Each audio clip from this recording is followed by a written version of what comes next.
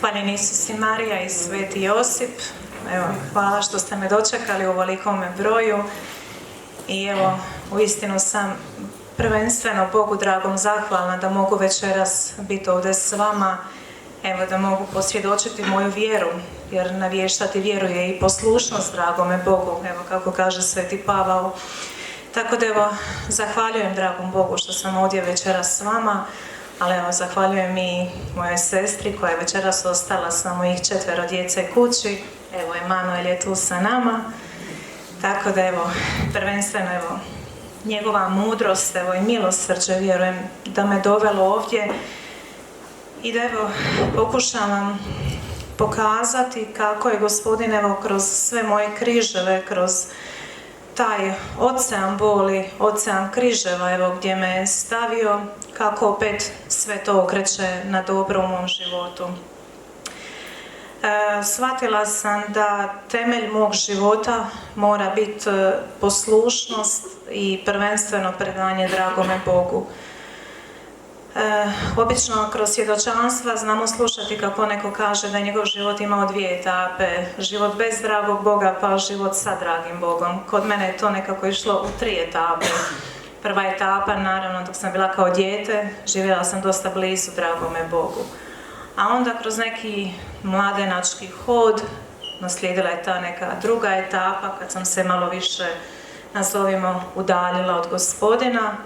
Ali opet je Gospodin našao način kako da savije moja koljena i da me ponovno vrati k sebi. Inače sam majka 5 djece.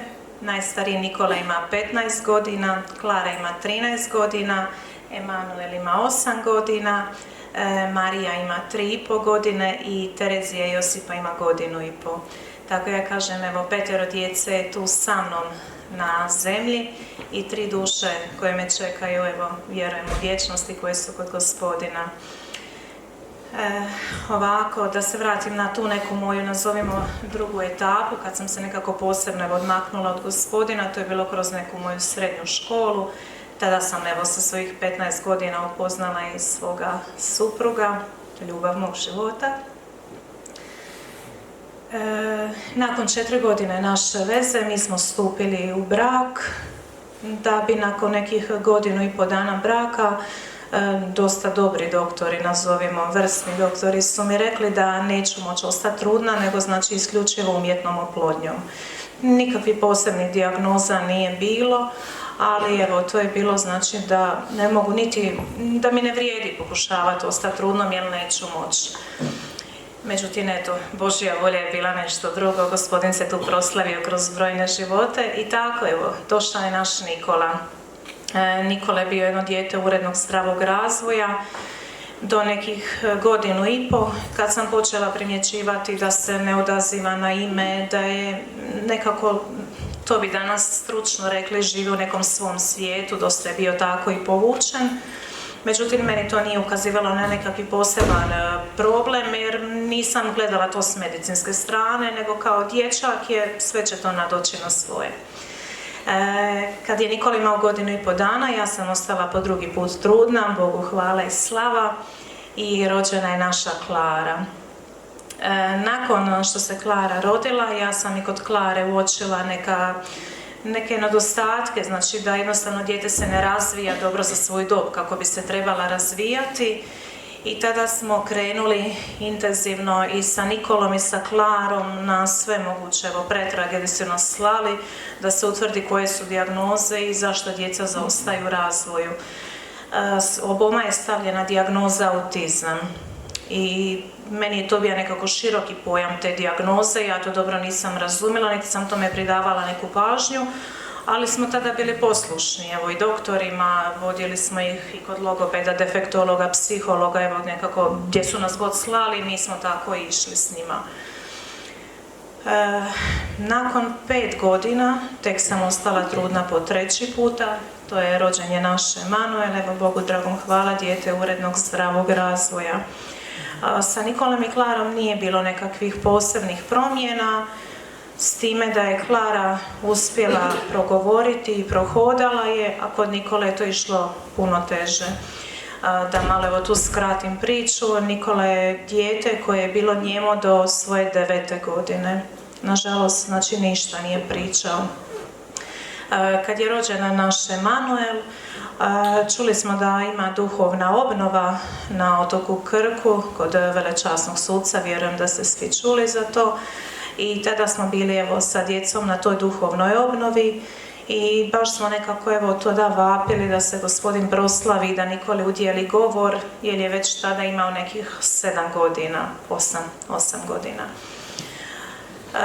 Tada na duhovnoj obnovi upoznali smo jednog divnog fratra koji nije ništa znao od nama, samo nas je pitao zašto je dijete nijemo, zašto ne govori, ali ni mi nismo znali objasniti. To je bilo najteže kao roditelju kad ti ne znaš objasniti što je tvom djetetu, jer ti ni doktori ne znaju precizirati zašto je dijete takvo, jer ja nikad nisam prije čula da postoji neko dijete koje je do 9. godine nijemo.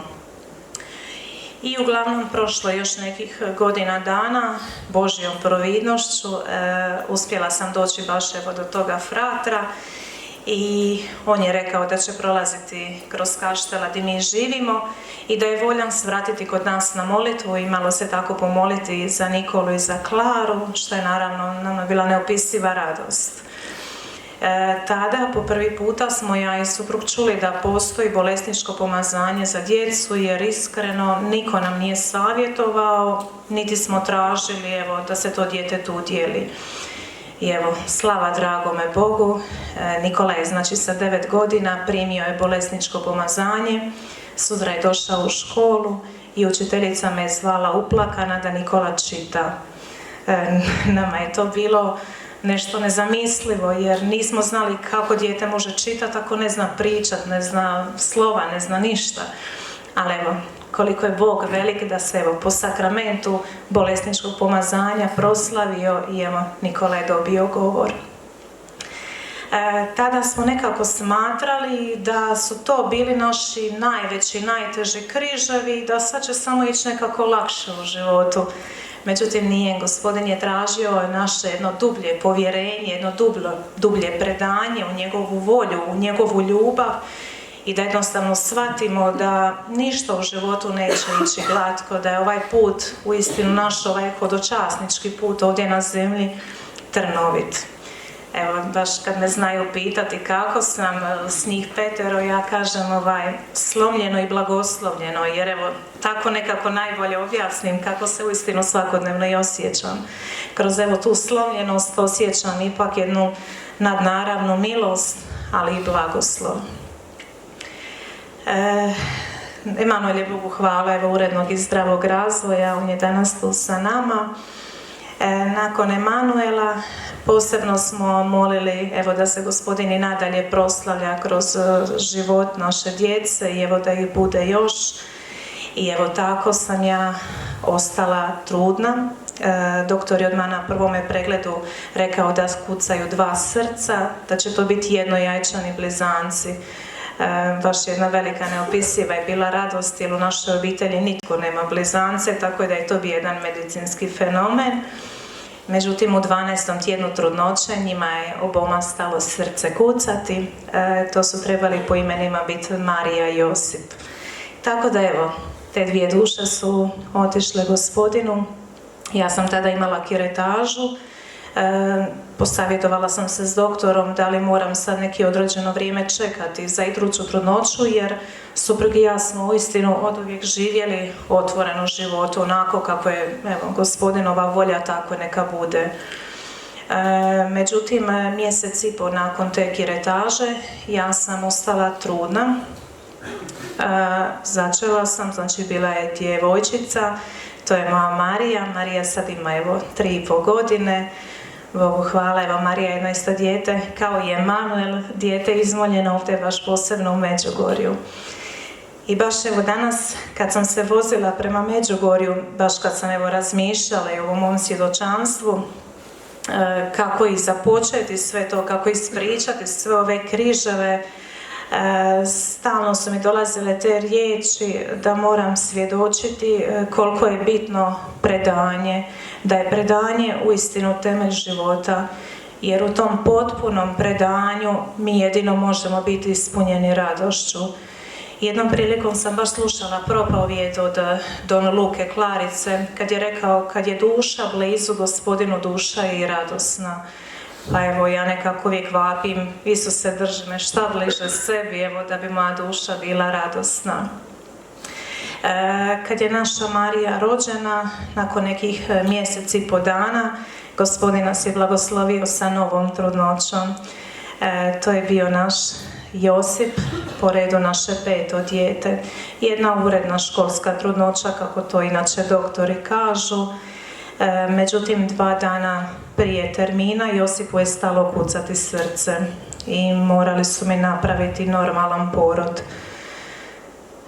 To je bio jedan veliki šok za mene i ja vjerujem da u tim trenucima moj suprug nije bio uz mene, toliko je duhovno jak da ja to kao majka ne bi mogla izdržati tu bol koju sam tada u tom trenutku osjećala. Josip je rođen na čistu srijedu, na pepelnicu, evo, znakovito je srijeda i trebao se zvati Josip. Ali evo, Gospodin je imao svoj plan i sa našim Josipom. Nakon što sam rodila Josipa, 24 sata nakon poroda, ja sam evo otpuštena iz rodilišta da Josipa možemo, nazovimo, sahraniti. I sjećam se baš kad smo suprug i ja bili kod našeg župnika da dogovorimo za sahranu, za pogreb. Župnik je rekao mom suprugu da će on morat nositi taj mali ljes od kapele do groba. Suprug je to radosno prihvatio i baš sam vidjela koliko mu je to značilo da ponese ljes na rukama. Ja sam poslije kad smo izašli od župnika pitala supruga kako možeš, mislim ipak znaš da je u ljesu tvoje dijete, a ti ćeš ga nositi. I on je meni tada rekao, Isus je začetnik života, Isus je stvorio njegov život, a ja ga sad vraćam Isusu. I to je mene ohrabrilo i shvatila sam da je to istinu tako, da je kako god Josip, moj Emanuel, Marija, Klara, bilo ko djece, da su oni Isusovi, a da su oni evo samo ovdje povjereni meni, evo nikako drugačije nego povjereni. I tako je naš Josip, eto na čistu srijedu, na pepelnicu, preselio se u vječnost. I evo čvrsto vjerujem da sad moli, evo zagovara i za svih nas koji smo ovdje prisutni. U svemu tome moja Klara uz tu dijagnozu autizma dobila jednu bolest debelog crijeva. To je dijagnoza gdje crijeva jako puno krvare. Klara i ja smo jako puno proveli zajedno u bolnici, kako je na dijete sa autizmom. Ona nije mogla biti sama u bolnici, tako da sam uvijek ja morala biti s njom. I evo, i ta dijagnoza je kao jedan križ evo u tome oceanu Gospodinove ljubavi prema nama, da se evo nosimo sa tim. Međutim, jako je teško bilo gledati Klarinu bol, Klarinu patnju, jer to je dijete koje je jako loše komuniciralo, znači zbog te svoje dijagnoze autizma, ta socijalizacija je bila otežana, znači ona teško je komunicirala da je mogla reći kako se osjeća, ali mi smo kroz njezino stanje najbolje mogli vidjeti kako se ona uistinu osjeća. I tada, gledajući Klarinu patnju i bol, suprug je počeo moliti, u biti prvo mi je povjerio da on želi ponijeti Klarin križ. Ja ispočetka to nisam niti razumjela u kojem kontekstu on smatra ponijeti Klarin križ. Međutim, kako je vrijeme više odmicalo, Klari je bilo uistinu jako loše. 12 puta je primala transfuziju, tuđu krv. Probala je nekoliko bioloških tih kemoterapija i tako. Svašta smo prošli, ali nažalost ništa je nije činilo dobro. Dapače, čak bi bila puno lošije nakon primljenih transfuzija. I tada je suprug uistinu počeo moliti Gospodina evo da se on smiluje Klari, da nekako Klari olakša tu težinu njenoga križa, a da on uzme Klarin križ na sebe. I tako je prošlo još nekih otprilike par mjeseci i ja sam saznala da sam ponovno trudna sa našom Terezijom. Njeno ime je trebalo biti samo Terezija jer smo se molili maloj Tereziji za tu trudnoću. Međutim, i tu je nekako Gospodin to sve čudesno posložio. Josip je rođen 2.3.2023. a Terezija je rođena 2.3.2024. Tako da na isti datum kad i njen braco Josip. Međutim, dan nakon što sam ja saznala da sam trudna, suprug je saznao da ima karcinom na rektumu. Ja ne znam s čim bi sad opisala vama tu radost, jer on je to prihvatio. On je molio to da sebe razapne na taj križ iz ljubavi prema Klari. I samim tim što je on saznao za svoju dijagnozu, on je to prihvatio. Isuse, skidaš taj križ sa Klare, daješ ga meni. Do zadnjeg dana njegovog života on je samo slavio i zahvaljivao. Evo, zna i brat Stanko koliko je tu bilo zahvale. Nijedna, vjerujte mi, nijedna molitva, nijedna krunica nije bila usmjerena tome da Bog učini nešto čudesno za njega. Mi jesmo molili za ozdravljenje ako je to Božja volja, ali Stipe je u sebi molio da on ponese Klarin križ i zato je on tu bolest svoju shvatio kao Klarino ozdravljenje. I evo, ja sam rodila Tereziju Josipu, ona je imala nepuna 2 mjeseca, Stipe je preminuo.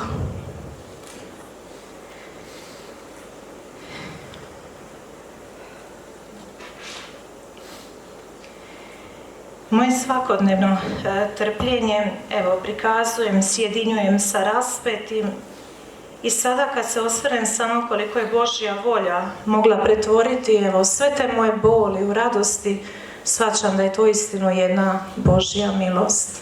Božja milost i za mene i evo za moga Stipu koji vjerujem da nas zagovara, ali i milost i za moju djecu. Evo, točno je sada 1,5 godina, evo, da je Stipe preselio u vječnost. Klara nijednom nije ušla u bolnicu u ovih 1,5 dana. Slava Isusu.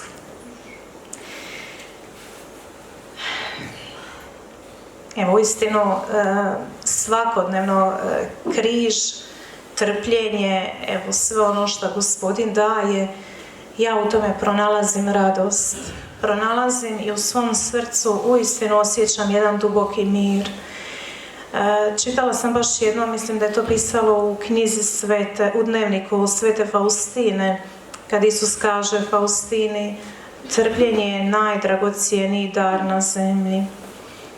I uistinu kad trpimo i evo kad ta bol pređe u jednu dozu radosti, shvatiš da Gospodin ti daje da bi te ojačao, da bi te uistinu priveo u taj život vječni.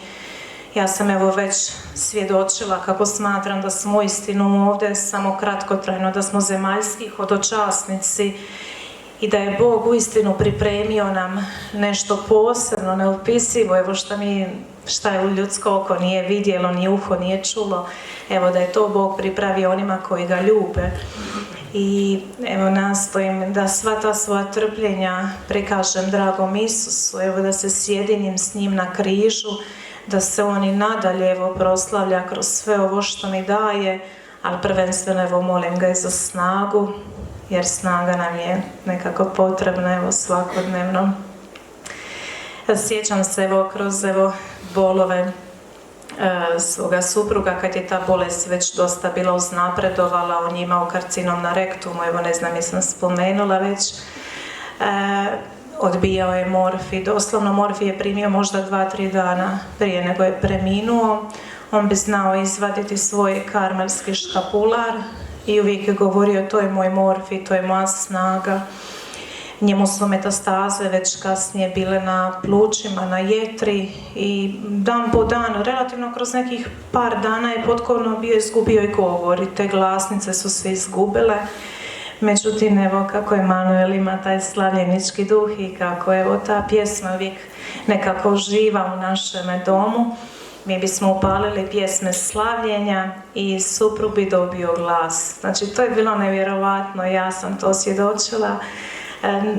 on bi nama pokazivao prstima jer glasa nema kad mu nešto treba, kad mu treba pomoć za WC ili slično, ali kad upalimo slavljenje, tata odjednom ima glasa.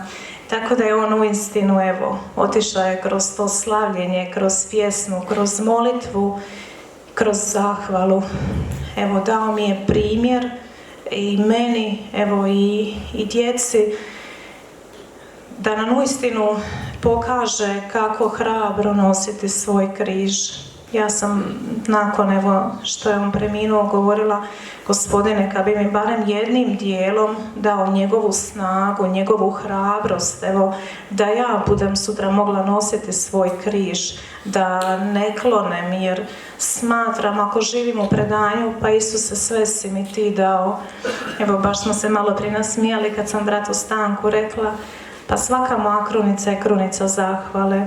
Ja uistinu nemam što tražiti od Gospodina, smatram da imam sve. Uistinu smatram da imam sve. Mome Nikoli, evo Nikola će sad u siječnju imati 16 godina, sad smo, evo čeka nas uskoro i upis u srednju školu, njemu se još vodi dijagnoza autizma, malo lošije razumije i ta socijalizacija je tu još dosta otežana. Međutim, on kaže da on želi upisati u gimnaziju, da će on jednog dana biti fratar, jer njemu je habit sve. Tako da ja vjerujem da su Bogu ta čudesa moguća. Koliko god je to čudesno se Gospodin proslavio kad mu je dao govor sa 9 godina, ne vidim razlog zašto ga u potpunosti neće ozdraviti do te mjere, evo, da jednog dana on tu bude i da slavi Boga, evo, za sva dobročinstva koja nam Gospodin daje. Uistinu vjerujem Bogu je sve moguće. Evo, to bi nekako bilo to o mom životu, o tom mom predanju, o mom križu, o trpljenju. Evo, kažem, Gospodinu se uistinu svidjelo da me stavi u taj ocean križa, a na meni da se oslanjam na njega, da evo hrabro kročim s njim i da ga evo proslavljam kroz svoju riječ i kroz svoja djela, da ga svjedočim i da uistinu ne prođem iz života, da ne rečem Isuse, zatajila sam te, evo, nisam svjedočila što si činio za mene, a činio si mnogo. Ja vjerujem da će još više činiti, evo, da će se još više proslaviti, jer ipak duboko sam uvjerena, njemu je sve moguće. Hrabro svakodnevno, znam da svako od vas nosi svoj križ i da je svakome ta težina križa izuzetno teška. Ali uvijek vjerujte, Gospa je s vama. Gospa stoji podno svakog našeg križa i bdije uz nas. Moramo samo naučiti, ono što je najteže, naučiti živjeti s tim predanjem, predati Gospi svoju bol. Ja sam uistinu vjerovala da me Gospa može najviše razumjeti, posebno tu moju majčinsku bol, majčinsku patnju, kad smo sahranili našega Josipa.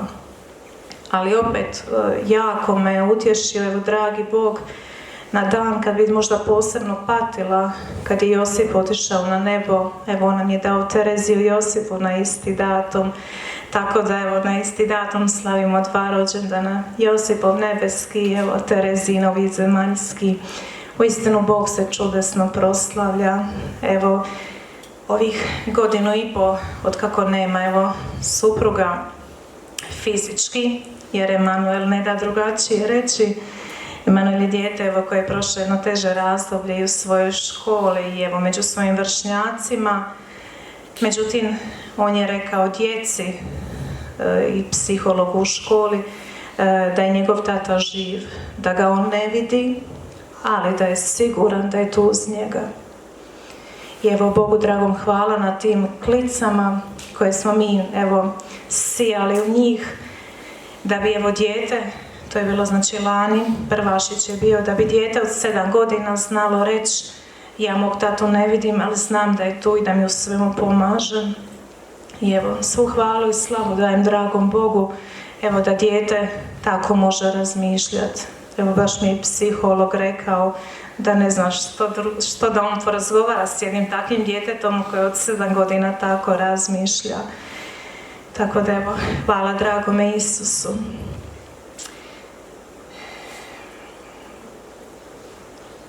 Evo, zahvaljujem dragom Bogu, evo, na svakome tu od vas, evo, na svima koji ste, evo, poslušali, evo, koji ste, vjerujem, ponijeli, evo, moj križ večeras.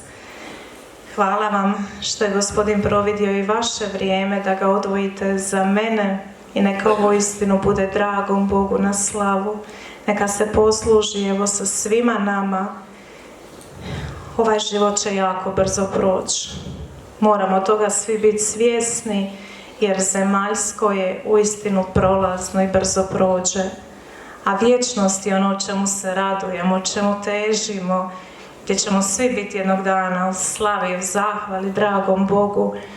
I evo, vjerujte mi, ja kad pomislim na moga Stipu ili na mog sina Josipa, budem tužna. Evo, sad dolazi Božić, dolazi blagdani, naravno da bi voljela da su tu. Tata ko tata u svakoj obitelji ima svoju ulogu. Ali u toj boli koja meni dođe u tom trenutku, jer moj Stipe sad ovdje nije s menom, istog časa u moje srce dođe jedan veliki mir, jedna velika radost, jer on je s Isusom. Evo, ja zahvaljujem dragom Bogu što mi je dao tu milost. Mogu sjesti, mogu zaplakat i pogledam sliku svoga Stipe, ali opet kažem, Isuse, on je s tobom. Pa može li mu biti ljepše? S nama bi mu bilo lijepo, ja to vjerujem. Lijepo je svakoj obitelji kad je na okupu, kad je obitelj s djecom, ali s dragim Isusom. Vjerujem da svi vi ovdje tome težite. I evo, ja od srca želim da se uistinu jednog dana svi gori ponovno i susretnemo.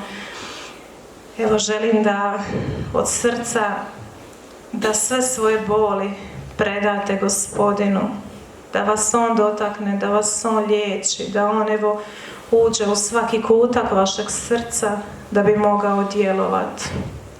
Neka bude blagoslovljen Bog, evo, koji me je doveo. Evo, ne znam, jesam odužila ili imamo vremena.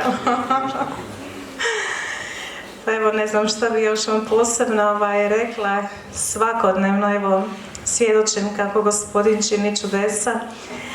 Moja Klara, evo, dijete sa svim tim svojim dijagnozama, zadnjih, evo, 1,5 godina počela je dosta intenzivno slika na platnu i baš je razvila jednu posebnu ljubav prema tom slikanju. Bila sam, ona je malo tako istraživala po internetu, vidjela je da postoje i te likovne izložbe i tako. I ja sam se javila u jedan muzej, poslala sam njezine radove i rekli su mi da nažalost to nije na likovnoj razini i da ne mogu izložiti njene radove. Ja sam tražila bar neku najobičniju neku izložbicu, evo, čisto da ona dobije na nekoj svoje važnosti, evo, da joj bude lijepo, da može predstaviti svoje radove. Rekli su mi da to nije na likovnoj razini. Ja sam rekla, dobro Gospodine, očito nije njeno vrijeme, pa evo, ti ćeš providi kad će biti to vrijeme. I evo, Bogu hvala, prošli tjedan sam poslala u naš grad, evo, blagoslovljam sve one koje mi je Gospodin stavio na put. Pogledali su Klarine radove, odobrili su Klarinu izložbu, tako da evo sad u petak 13. prosinca nas čeka prva Klarina samostalna izložba. Bogu dragome hvala. Neće biti prodajna izložba jer ona ne razumije na taj način da će ona vama dati sliku, vi njoj novac, ona to na taj način ne može prihvatiti, nego evo već prodajna izložba čisto da se ona malo podruži, da dođu djeca iz škole i tako. I baš evo kroz tu izložbu, kako sam rekla, kad su me prvobitno odbili, ja sam rekla, Gospodine, očito nije njeno vrijeme, ali ti pronađi vrijeme i kako će to biti. I evo tako je prostor koji se inače jako skupo plaća za te izložbe, nama je udjeljen, evo, gratis. Bogu hvala i slava. Tako da evo, Gospodin je tu poveo, providio nam je i likovnu ovu kustosicu koja će otvoriti izložbu i gratis taj prostor. Providio nam je i novinarku koja je to objavila i na Bitno.netu i na portalu grada Kaštela. Tako da je uistinu čudesno to sad sve nekako evo Gospodin poveo. Tako da evo preporučam Klaricu u vaše molitve i evo da to u petak prođe Božjom milošću, evo nekako u najboljem redu. Klara je radila inače i sliku Srce Isusovo koje je trebala ići u Ludbreg, baš u svetište krvi Kristovoj. Međutim, kad je naslikala sliku, kad smo je trebali poslati, ona je pitala majko kad će mi vratiti sliku. Ja sam rekla srce neće, to šaljemo u svetište. Međutim, nije dala da se slika pošalje.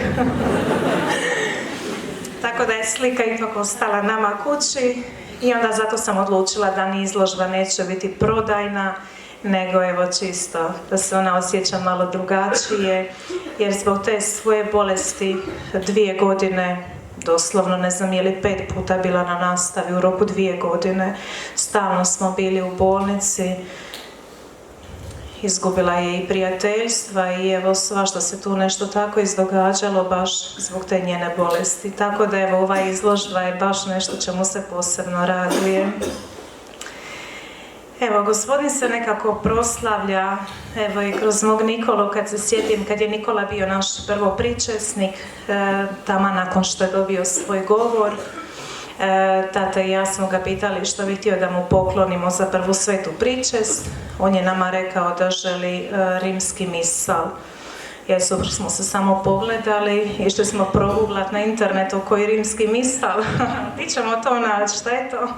Mislim, znali smo da svećenici vode svetu misu, obred svete mise, ali nismo znali da to postoji za puk. Već tada je Gospodin evo tu jednu klicu tog duhovnog poziva, vjerujem, stavio u njega, tako da smo evo mi njemu istinu kupili misal i evo prvo što je Nikola otvorio kad je dobio taj misal, suprug je tada još bio zdrav. Prvo što je Nikola otvorio u misalu bilo je bolesničko pomazanje. Položio je ruke tati na glavu i molio obred bolesničkog pomazanja. Evo, to je Bogu hvala, jedna velika milost bila već tada za nas. Razumjeli smo, nazovimo, težinu te njegove molitve i tih ručica koje on polaže na svoga tatu. Evo, to bi nekako bilo to.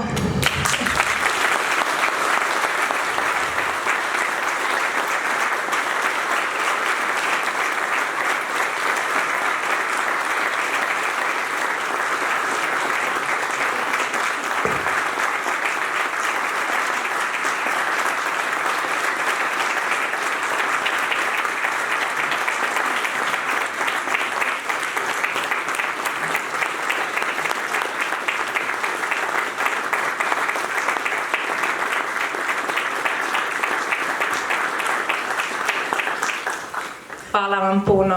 Neka vas dobri, dragi Bog, evo sve blagoslovi, čuva, neka vam bude milostivi, neka vas licem svojim obasja. I evo, neka svatko u vama vidi djelo Isusa Krista.